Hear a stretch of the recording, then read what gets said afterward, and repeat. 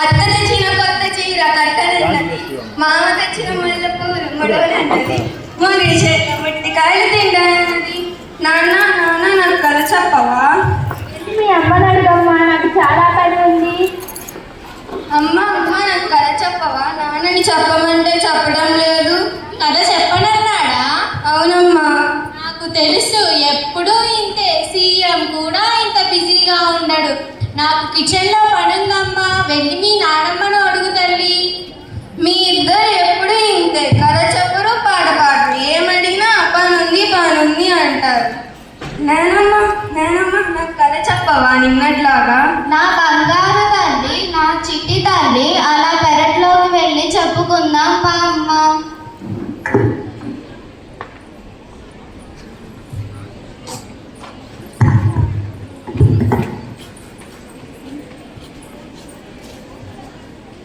ఏంటి ఏదో పాసిపోయిన వాసన వస్తుంది? ఏం లేదండి, నిన్న మిగిలిపోయిన ఉప్మా ఉంటే పడేద్దామని వెళ్తున్నా. అంత ఎక్కువ ఎందుకు చేశావే? మీకోసమే, తిని బలుస్తారని. దీని పేరు ప్రభావతి. కోపం చాలా అతి, దీనికి లేదు మతి. ఇది చాలా పెద్ద కోతి. నీకు పగులుద్ది మూతి. అబ్బో, అయినా ఇంత చేసి పడేసే బదులు ఆ ముసల్దానికి పడేస్తే పోలా. అత్తయ్య, ఓ అత్తయ్య, మీకోసం ఉప్మా తెచ్చాను, తినండి. అమ్మా ప్రభా, ఇది పాచిపోయింది, నేను తినలేను. పాచిపోయిందా? నీకోసం మరి వేడిగా జీడిపప్పులు వేసుకొని తెమ్మంటావా? పాచిపోయిందంట, పాచిపోయింది. ఆ వయసులో అంతంత తిని ఒలింపిక్స్కే వెళ్ళి వెయిట్ లిఫ్టింగ్ చేయాలా ఏంటి? సిగ్గు లేకపోతే సరి. చిచ్చి, పెట్టింది తిను, లేకపోతే ఒక మూలన పడి ఉండు. ఏమండి, ఈ ఇంట్లో ఇంతమందికి నేను సేవ చేయలేనండి. ఏమైందే? మీకు ఇంకేం కావాలండి? మీరు పొద్దునడగా వెళ్తారు, పాప స్కూల్కి పోతుంది. మీరు వచ్చేంత వరకు ఆ ముసల్దానికి నేను సేవ చేయాలి. అంత గొప్ప సేవ ఏం చేశావే?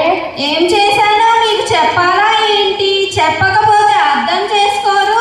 సరే సరే, ఇప్పుడు నన్ను ఏం చేయమంటావు చెప్పు. ఈ ఇంట్లో నేనైనా ఉండాలి, లేకపోతే ఆ ముసలైనా ఉండాలి. ఇప్పుడే చెప్పండి.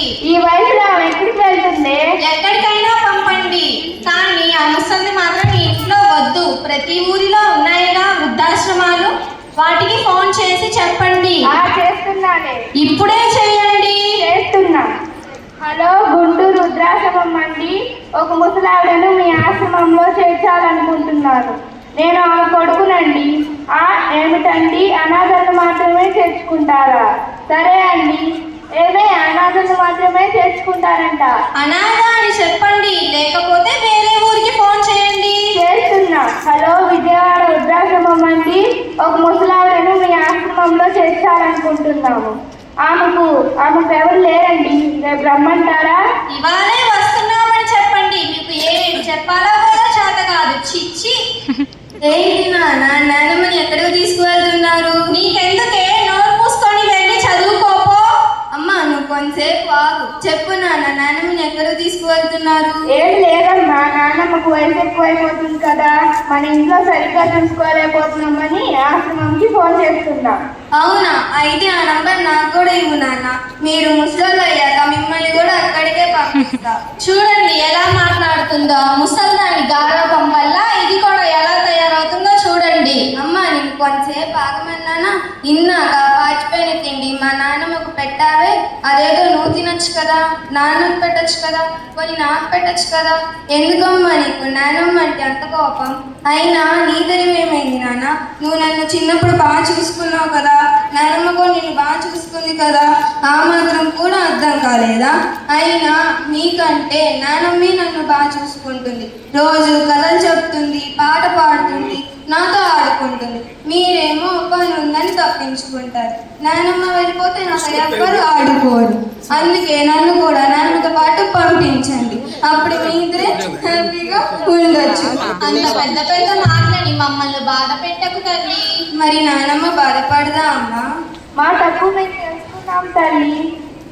నన్ను కాదు, నానమ్మ కాలు మీద పడి క్షమించమని అడగండి. మమ్మల్ని క్షమించుకున్నాము అత్తయ్య, మీ విలువ మేము తెలుసుకోలేకపోయాము. వెరీ గుడ్, ఇంక లేవండి. క్షమించింది ఎందుకంటే మా ముసల్ది బంగారు కొండ.